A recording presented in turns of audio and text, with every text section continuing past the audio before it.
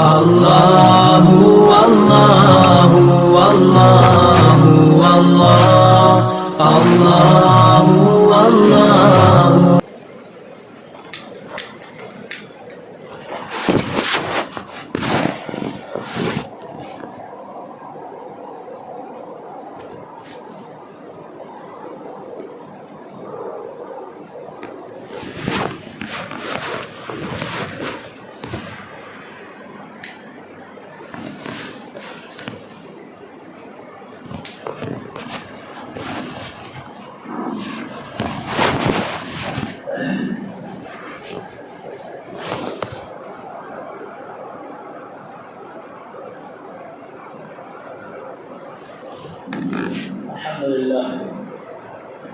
الحمد لله نحمده ونستعينه ونستغفره ونؤمن به ونتوكل عليه ونعوذ بالله من شرور انفسنا ومن سيئات اعمالنا من يهده الله فلا مضل له ومن يضلل فلا هادي له ونشهد ان لا اله الا الله وحده لا شريك له ونشهد أن سيدنا وسندنا نبينا مولانا محمدا عبده ورسوله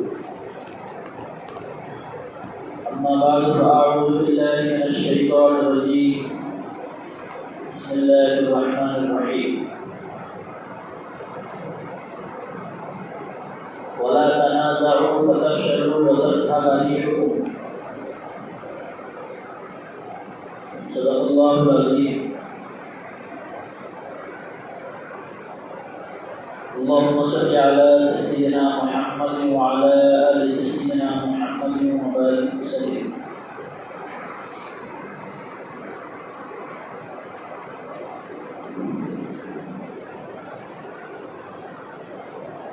سامعین محترم، عزیز دوستوں اور بزرگوں،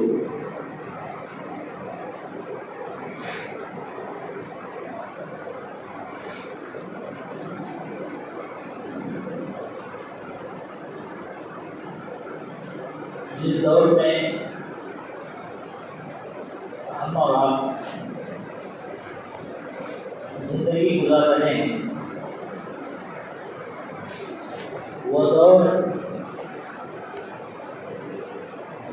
مسلمانوں کے لیے انحطاط اور تنزلی کا دور ہے، اور اس کے بہت سارے وجوہات بھی ہیں جو وقتاً فوقتاً آپ کے سامنے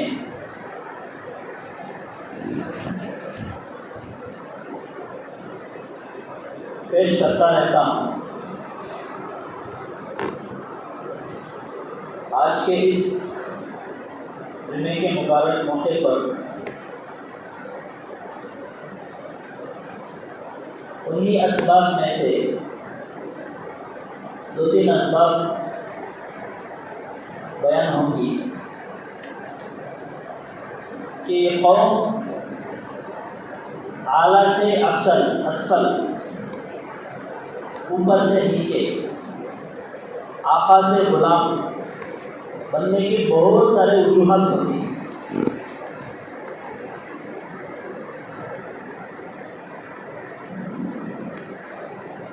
انہی میں ایک وجہ ہے جھگڑا، آپسی جھگڑا.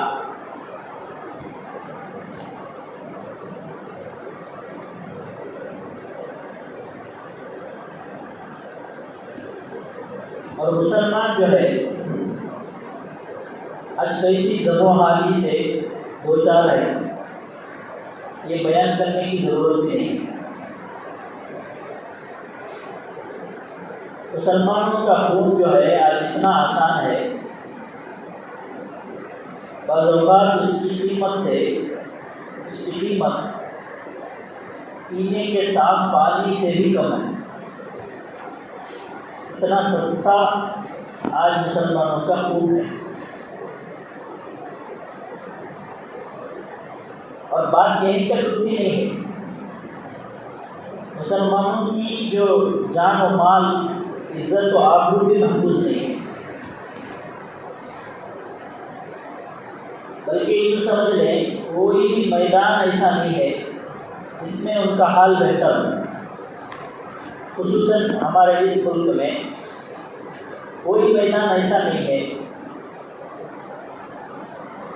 اور کوئی بہتر حالت ان کی نہیں ہے جسے گنایا جا سکے، جسے پیش کیا جا سکے۔ معاشی اعتبار سے اگر دیکھا جائے تو وہ اتنے گئے گزرے ہیں کہ معاشی پسماندگی میں اب کوئی قوم ان کی شریک و صحیح نہیں ہے۔ اور اگر تعلیمی صورتحال دیکھی جائے تو ناخواندگی کی جو سطح ہے مسلمانوں میں سب سے نچلی ہے۔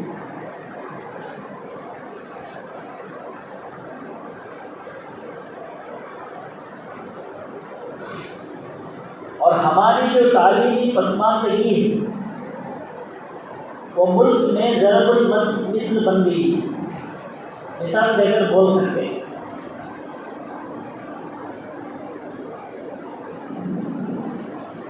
اور اس کا نتیجہ کیا نکلا؟ اس کا نتیجہ یہ ہے کہ اعلیٰ ملازمتوں میں ہمارا حصہ 2-3% بھی نہیں رہ گیا۔ ملک کی بہت ساری ریاستیں، بڑی اور اہم ترین ریاستیں ہیں ہونے کے باوجود جہاں مسلمانوں کی آبادی کا تناسب قابل لحاظ ہے،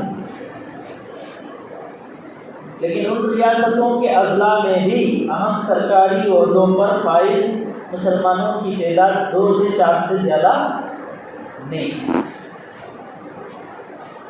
اور تعلیمی جو انحطاط مسلمانوں میں خصوصاً آیا ہے اس کے بھی کئی ساری وجوہات ہیں، اسے بھی میں ایک مستقل جمعے میں عنوان کے تحت آپ کے سامنے پیش کیا تھا۔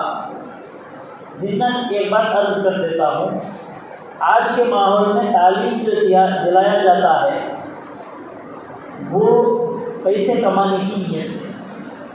پہلے جو تعلیم حاصل کی جاتی تھی وہ خدمت کے جذبے سے، لوگوں کی، عوام کی، قوم کی خدمت کی نیت سے تعلیم حاصل کی جاتی تھی۔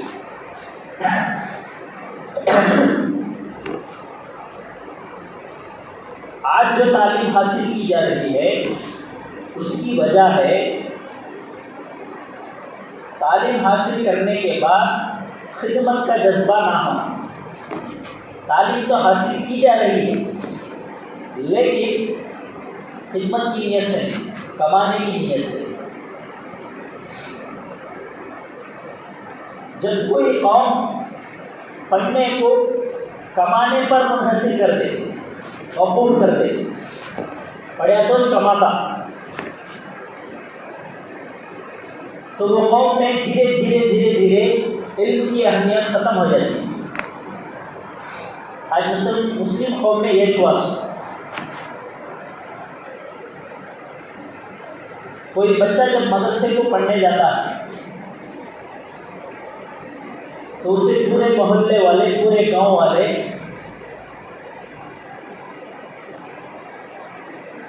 بجائے اسے خوش ہونے کے اسے تانے دیتے ہیں، مدرسے کو بھیج ڈالے، اسے مدرسے کو بھیج کو کدھر بھی نہیں سکا کر ڈالے، کیا کماتا کیا کھاتا، خالی مسجد میں مدرسے میں کتنی تنخواہ ملتی اسے، کیا کر سکتا ہمیں، بیوی بچوں کو کیسے پالے گا، یہ تانے۔ اگر بجائے عالم بنانے کے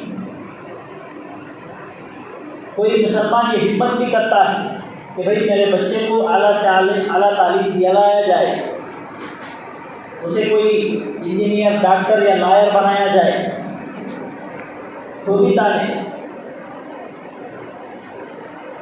اسے کھانے گھر میں پور نہیں ہے، انہیں اتنے بڑے تعلیمہ پڑھاتا کرے، اتنے بڑے کالج میں لڑکیوں کو داخلہ دلاتا کرے۔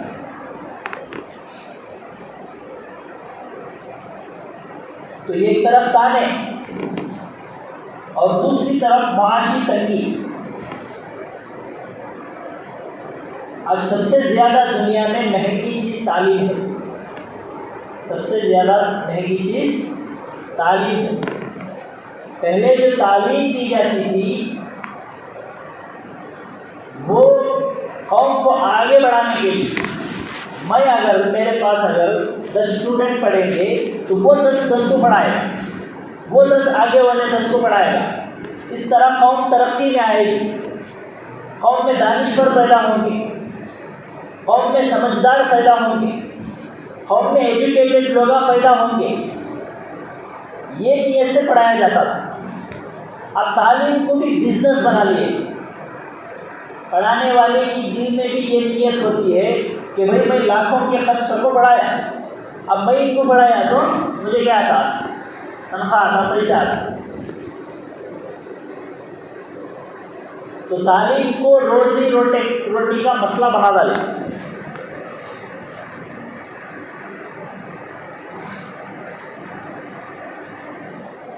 تو اس لحاظ سے آج اس ملک میں مسلمان جو ہے سب سے نچلے درجے میں ہے تعلیمی اعتبار سے. یہاں تک کہ دلت قوم سے بھی نیچے, ان میں بھی آج پڑھے لکھے لوگ مسلمان قوم سے بھی آگے ہیں. اور بڑی بڑی پوسٹ میں بڑی بڑی ملازمتوں میں وہ فائز ہیں.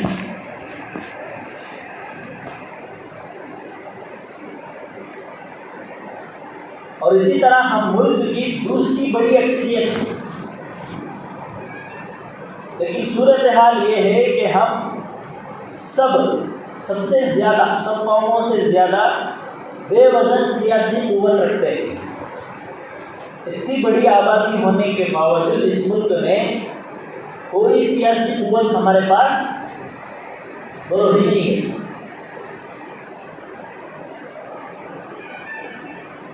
آپ کو معلوم ہوگا, الگ سے بتانے کی ضرورت نہیں ہے, ہمارے ملک میں سکھوں کی جو آبادی ہے وہ 2% ہے. کتنے فیصد ہے؟ 2%. 2% بولے تو حساب میں نہیں آتے. اتنے بڑے ملک میں اتنے زیادہ کثیر تعداد لوگوں میں 2% کوئی معنی ہی نہیں رکھتے. اس کے باوجود اور مسلمانوں کی آبادی جو ہے تناسب, مسلمانوں کی آبادی کا جو تناسب ہے, اگر حکومت کے بیان کے مطابق بھی اگر لے لیا جائے تو 14% ہے. 14% سے اوپر ہے.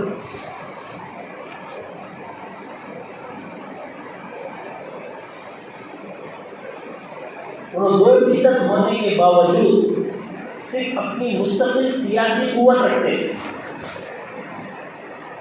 سمجھ نہیں پاتے. اسی طاقت کا نتیجہ تھا کہ 13 اکتوبر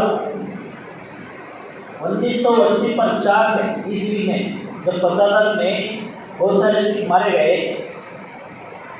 تو انہوں نے اپنی خود کی سیاسی قوت کے بلبوتے پر سکھوں کے جو قاتل تھے ان کو سزائیں دلوائی اور ایک مخلوق کے بدلے میں 10 لاکھ کا معاوضہ منظور کرایا.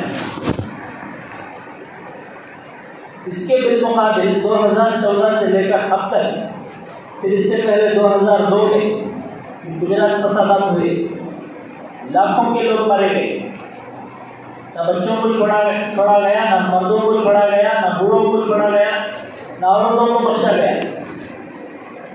سب کو بے دردی سے قتل کر دیا گیا, زندہ جلا دیا گیا گھروں میں. اتنے سارے فسادات میں جو مسلمانوں کو جو نقصان پہنچا, بعض اوقات تحقیقاتی کمیشن بھی قائم ہوئی لیکن اس کی رپورٹ پر کبھی عمل نہیں ہوا. اس لیے کہ ہماری کوئی مستقل سیاسی قوت طاقت نہیں. ہمیشہ یہ بات یاد رکھیں, دنیا کا یہ اصول ہے, کمزور ہی کو دبایا جاتا ہے. جو آدمی کمزور ہوتا ہے اسی کو قوی آدمی کیا کرتا ہے, دباتا ہے, کمزور کو اور کمزور بناتا ہے. یہ دنیا کا اصول ہے, دنیا کا جو ہے ایک مینٹالٹی ہے. جو مجبور ہے، جو معذور ہے، جو کمزور ہے، اسے اور دبایا جائے، اسے اور نیچے گھسیٹا جائے، مجبور کو اور مجبور کیا جائے، معذور کو اور معذور کیا جائے، کمزور کو اور کمزور کیا جائے۔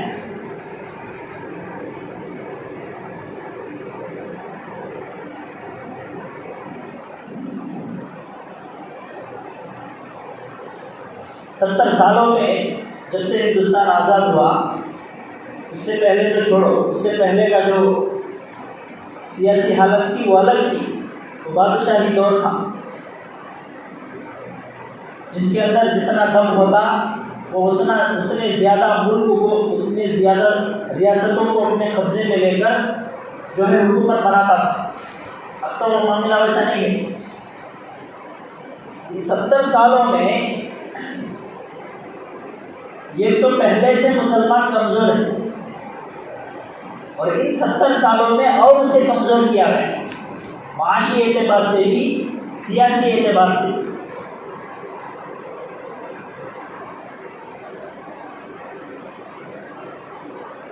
اور سیاسی اعتبار سے بھی مسلمانوں کا اتنا خوف اور ڈر تھا غیروں کے دلوں میں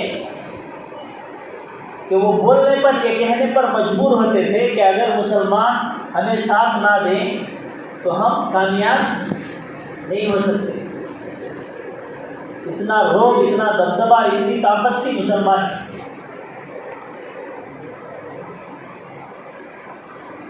لیکن آج وہی طاقت،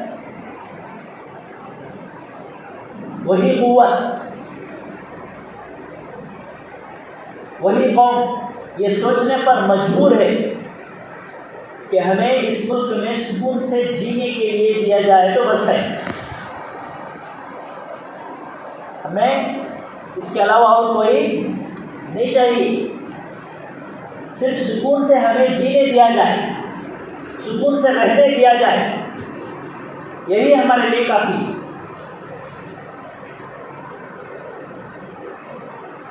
اس پوزیشن پر اگر یہ مسلم قوم کھڑی ہے،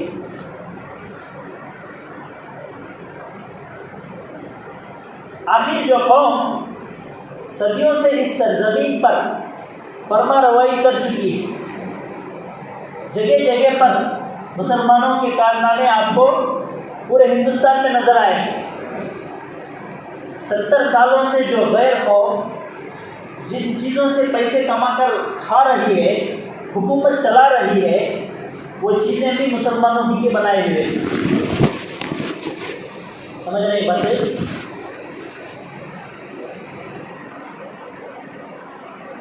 اس کے باوجود اس قوم کا انحطاط اتنا کیوں ہوا، اتنی کمزور کیوں ہوئی، اتنی کمزوری کیوں آئی؟ اس کے بہت سارے اسباب ہیں، لیکن مجھے آج جو اس عنوان کے تحت بیان کرنا ہے،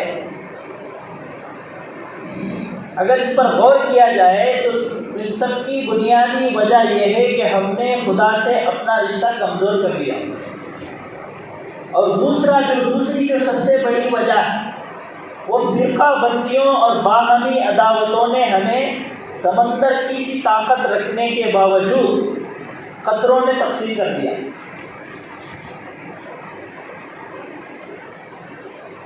ورنہ تو مسلمانوں کی قوم ایک ایسی قوم ہے جو ہر میدان کو جیتا ہے۔ شعیب ابی طالب میں قیدی بن کر اللہ کے نبی صلی اللہ علیہ وسلم 3 سال گزارے۔ اب جس ظلم و جوار کے ماتحت ہم جی رہے ہیں، یہ جینا اللہ کے نبی صلی اللہ علیہ وسلم مکہ المکرمہ میں کفار کے ظلم کے سائے تلے زندگی گزارا۔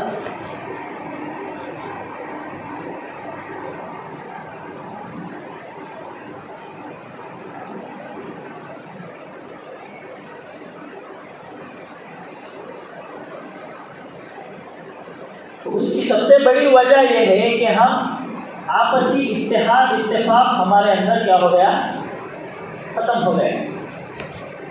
شیر کو آپ دیکھے ہوں گے، میرے سے زیادہ آپ کو تجربہ ہے۔ جنگلی جو بڑے بڑے جانور آتے ہیں، جیسے جنگلی بھینس ہے، جنگلی گھوڑا، جنگلی گدھا، جنگلی خچر، ایک شیر کے مقابلے میں دیکھنے میں بڑے نظر آتے ہیں. جب یہ ایک ساتھ مل کر ہوتے ہیں تو شیر بھی ان پر حملہ کرنے سے ڈرتا ہے. کیوں؟ اس کی وجہ یہ ہے کہ وہ ایک ساتھ مل کر، اگر ایک ایک جانور بھی کسی کو مارے گا تو شیر کیا ہو جائے گا؟ مر جائے گا، اور کے گھاٹ اتر جائے گا، ختم ہو جائے گا. اسی لیے شیر کی ایک عادت ہوتی ہے کہ جھنڈ میں جو جانور ہوتے ہیں ان پر وہ حملہ نہیں کرتا، بلکہ وہ یہ کوشش میں لگا رہتا ہے کہ جھنڈ سے کوئی ایک جانور بھی کیا ہو، جدا ہو، الگ ہو. جب وہ جیسے ہی الگ ہوتا ہے تو فوراً اس پر حملہ کر دیتا.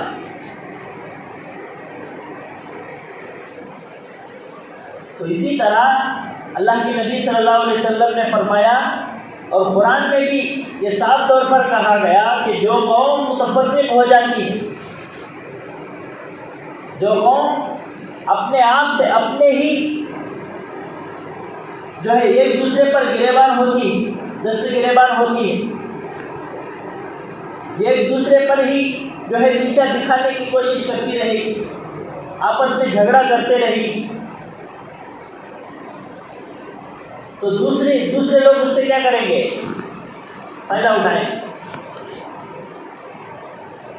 کب تو بھی گاؤں میں محلے میں لڑائی ہوتی، دیکھ رہے تھے آپ لوگ، دو جنے مسلمان آپس میں لڑتے رہتے، چھڑانے والا ایک جنا نہیں رہتا، بلکہ دیکھنے والے کتنے رہتے؟ پورا محلہ رہتا. سمجھ نہیں بات ہے؟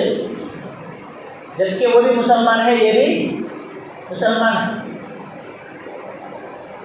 تو اس کے دل میں کیا آتا ہے؟ جب دو آپس میں لڑتے ہیں تو ضروری ہے کہ جنگ میں کوئی نہ کوئی کیا ہو، ایک فاتح ہوتا ہے، ایک شکست کھانے والا ہوتا ہے. اب جو شکست کھایا وہ لوگوں کی نگاہ میں کیا ہو گیا؟ کمزور ہو گیا. اسی طرح جب مسلمان آپس میں ٹکرائے، فرقہ بندی میں کرے، وہ کسی کو سنی کہے، وہ کسی کو دیوبندی کہے، وہ کسی کو فلاں، وہ کسی کو فلاں، اب یہ دونوں آپس سے لڑتے رہے تو غیر جو دیکھنے والی، اس لیے کہ وہ بھی اسی ملک میں رہتی، سمجھ رہے بات ہے؟ جس ملک میں ہم رہتے ہیں اسی ملک میں اور بہت سارے قومیں رہتے ہیں، ان کو انکھیا نہیں کیا، مانتے کیا وہ؟ جس طرح ہمیں نظر آتا ہے اسی طرح انہیں بھی نظر آتا ہے. وَلَا تَنَازَعُوا فَتَفْشَلُوا وَتَذْهَبَ رِيحُكُمْ، آپس میں جھگڑا مت کرو، اگر جھگڑا کرو گے تو تمہاری ہوا نکل جائے گی. یہ خود قرآن کہہ رہا ہے، آپس میں جب جھگڑا کرو گے تو اس کا سب سے بڑا نقصان یہ ہے کہ تمہارا جو روب ہے، تمہارا جو دبدبا ہے، تمہاری جو قوت ہے، تمہاری جو طاقت ہے، وہ کیا ہو جائے گی؟ ختم ہو جائے گی. پورا جسم اگر صحیح سالم ہو تبھی وہ ایک صحیح سالم انسان بنتا ہے. ایک ہاتھ کے بجائے صرف ہاتھ کے انگلیاں نہ ہو تب بھی وہ معذور مجبور کہا جائے گا. اتنا بڑا جسم ہے نا بھی، خالی ایسا نہیں سب کوئی بھی نہیں بولتا. اتنا بڑا جسم صحیح سالم ہے مگر 4 انگلیاں نہیں ہیں تو اسے کیا کہیں گے؟ ہینڈی کیپ ہی کہیں گے، اسے صحیح سالم انسان نہیں کہا جائے گا.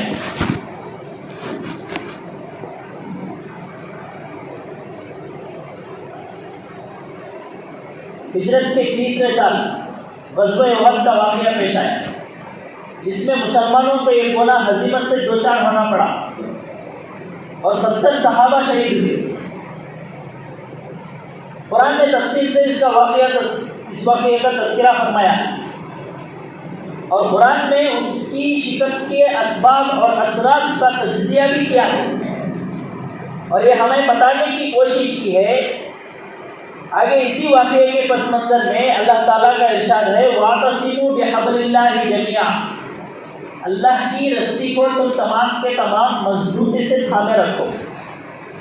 ایک تو یہ فرمایا، اور خطبے میں جو آیت تلاوت ہوئی، وَلَا تَنَازَعُوا فَتَفْشَلُوا وَتَذْهَبَ رِيحُكُمْ، اور آپس میں کیا نہ کرو، جھگڑا نہ کرو، آپس میں نزاع مت کرو، آپس میں اتحاد و اتفاق سے رہو۔ جب آپس میں اتحاد و اتفاق سے رہو گے تو دوسرے قوموں پر تمہارا کیا ہوگا؟ روب اور اثر پڑے گا۔ آج دیکھو فلسطین میں کتنے کے دن سے جنگ چل رہی، معصوم بچے کے جانے جا رہے ہیں۔ 50 پر 9 ملک ہی تقریباً پوری دنیا میں مسلمانوں کی۔ اسرائیل سب سے چھوٹا ملک، حساب میں بھی نہیں آتا، سمجھ رہے ہیں بات؟ وہ 50 پر 9 ملک سے وہ چھوٹے سے چھوٹا ملک، سمجھ رہے ہیں بات؟ انہیں یہ 50 پر 9 ملک سے نہیں ڈروا ہے، تو گویا کیا مطلب؟ ہمیں تعداد میں زیادہ ہے لیکن بے وزن ہے۔ کیا ہے؟ تعداد میں 50 پر 9 ہے لیکن طاقت کے اعتبار سے، قوت کے اعتبار سے پوری دنیا کے نگاہ میں ہم کیا ہے؟ بے وزن۔ اس کی سب سے بڑی وجہ یہی ہے کہ ہمارے اندر کیا نہیں ہے؟ اتحاد و اتفاق نہیں۔ اگر اتحاد اور اتفاق آ جائے تو 313 مل کر ہزاروں کے لشکر کو شکست دے سکتے ہیں، اور دیا ہے۔ اسلام نے اس کا نمونہ پیش فرمایا جنگ بدر میں، صرف 313 تھے، وہ بھی ساز و سامان سے خالی، لڑنے کے لیے ڈھنگ کے تلوار نہیں تھے، ٹوٹے تلوار، اور مارنے کے لیے جب مارنے کی ضرورت پڑتی تو کھجور کا جو تنا آتا ہے اس کے سہارے سے مارتے تھے۔ ایسی خستہ حالت تھی، لیکن ان 313 لوگوں میں کیا تھا؟ اتحاد تھا، اتفاق تھا۔ باطل کے مقابلے میں 313 ایک جٹ ہو کر ایک بات پر، ایک زبان پر، ایک کلمے پر ڈٹ گئے۔ آج اللہ کے نبی صلی اللہ علیہ وسلم، نبی ایک ہے ہمارا، قرآن ایک ہے، اللہ ایک ہے، احکامات ایک ہیں، لیکن فرقے بہت سارے فرقے، جبکہ سب کا منبع نظر، سب کا اصل اصول ایک ہی ہے کہ جو ہم عبادت کر رہے ہیں وہ کس کے لیے کر رہے ہیں؟ اللہ کے لیے کر رہے ہیں۔ تو سب کچھ ایک ہونے کے باوجود ہم آپس میں کیا ہے؟ بٹے ہوئے، کٹے ہوئے، اس لیے ہم بے وزن ہیں۔ جب درخت کا جو پتا ہے، درخت میں جب تک درخت سے جڑا ہوا رہتا ہے وہ ہرا بھرا رہتا ہے، اس کی قدر و قیمت ہوتی ہے۔ جب وہی پتا پتھر سے، درخت سے نکل کر نیچے گر جاتا ہے تو کیا ہو جاتا ہے؟ وہ خود بخود بے وزن ہو جاتا ہے، اس کی کوئی حیثیت نہیں ہے، لوگوں سے کھٹنے ہو جاتی۔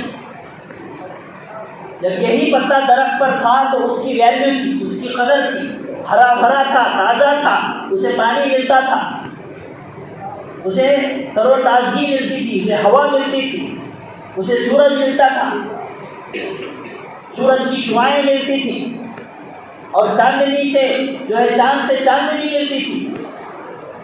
لیکن جب وہی پتا درخت سے جدا ہو گیا تو کیا ہو گیا؟ بے نام و نشان ہو گیا، پہچان میں بھی نہیں آتا ہے کون سے درخت سوکھ جاتا جب پتا، تو پہچان میں بھی نہیں آتا کہ ایک جامن کا ہے کہ جو ہے جام کا ہے، ایسی اس کی حالت ہو جائے۔ اسی طرح آج کا جو سب سے بڑا المیہ ہے وہ یہی ہے کہ ہم سیاسی اعتبار سے مضبوط بنے، سیاسی شعور ہمارے اندر پیدا ہو۔ اگر سیاسی شعور نہ ہو، سیاسی جو ہے ہمارے پاس قوت اور طاقت نہ ہو، تو ہماری لوگوں کی نگاہ میں، ملک کی نگاہ میں، ملک کے قانون کی نگاہ میں ہماری کوئی حیثیت اور وقار باقی نہیں رہے۔ اس لیے آج کا اہم تقاضا یہ ہے کہ ہم سیاسی اعتبار سے کیا بنیں؟ مضبوط بنیں، سیاسی اعتبار سے مستقل ہمارا ایک کیا ہو؟ طاقت ہو، ہماری ایک آواز ہو، جس میں ہم پورے مسلمان چاہے کسی بھی مکتب فکر سے تعلق رکھنے والا ہوں وہ ایک نظر آئے، اس پلیٹ فارم پر، کم از کم سیاسی پلیٹ فارم پر ایک نظر آئے، مذہبی اعتبار سے اس کے مکتب فکر کے لحاظ سے، اس کے فکر کے لحاظ سے وہ عمل کرے۔ جہاں پر اتحاد، جہاں ہو سکتا ہے وہاں اتحاد کرے، جہاں پر اتحاد نہیں ہو سکتا ہے اس میں اپنے اپنے فکر پر عمل کرے، لیکن سیاسی پلیٹ فارم ایک ایسا ہے جس میں پورے مکتب فکر کے مسلمان ایک بن کر رہے، اتحاد سے رہیں، اتفاق سے رہیں، تبھی ہماری آنے والے نسلوں کے لیے اس ملک میں مستقبل رہے گا، ورنہ تو کوئی مستقبل نہیں رہے گا۔ اور اس کے ساتھ ساتھ اللہ سے تعلق مضبوط کرے۔ مسلمان نام سے نہیں بنتا بلکہ مسلمان عمل سے کہلاتا ہے۔ جس کے اندر عمل ہو وہی مسلمان ہے، جس کے اندر عمل نہ ہو وہ اگرچہ کہ کتنی بھی بڑی داڑھی چھوڑے، کتنا بھی بڑی ٹوپی پہن لے، کتنا بھی لمبا کرتا پہن لے، کتنا بھی چوڑا پیجامہ پہن لے، اسے مسلمان نہیں بولیں گے۔ عمل سے مسلمان ہوتا ہے، لباس سے اور چہرے سے مسلمان نہیں ہوتا۔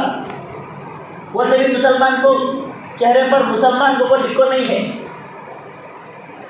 عمل سے کیا ہے؟ ہم کو مسلمان بننا ہے، ہمارے اندر عمل یہ ظاہر کرے کہ یہ مسلمان ہے، ایسے ہمیں بننا ہے۔ اللہ اور اس کے رسول سے مضبوط تعلق قائم کرنا ہے، اور اس کے ساتھ ساتھ ہمیں سیاسی اعتبار سے مضبوط ہونا ہے۔ سیاسی اعتبار سے ہمیں کمزور نہیں ہونا ہے بلکہ مضبوط ہونا ہے، تاکہ لوگوں میں جب ہم حکومت کے پاس جب کوئی بات رکھیں تو اس کا وزن ہو، اس بات کو لیا جائے، اس پر عمل کیا جائے، اس کے تحت قانون بنا جائے۔ تو اس لیے میرے محترم دوستوں، بتانے کا مقصد یہ ہے کہ ہم آج بہت ساری جہاں پر پریشانیوں میں، مصیبتوں میں آزمائشوں میں گھرے ہوئے، اسی طرح یہ بھی ہمارے لیے ایک مصیبت ہے کہ ہم سیاسی اعتبار سے کمزور ہیں۔ اور زندہ قوم کی یہ مثال ہے کہ جہاں پر کمزوری ہے اس کمزوری کو کیا کیا جائے؟ ختم کیا جائے، تاکہ ہماری قوم کیا ہو؟ ترقی میں آئے، آگے بڑھے۔ کریں گے نا انشاءاللہ؟ اللہ ہم سب کو عمل کی توفیق نصیب فرمائے۔ آمین وآخر دعوانا الحمدللہ رب العالمین۔ جو حضرات سنت نہیں پڑھے ہیں وہ سنت پڑھیں۔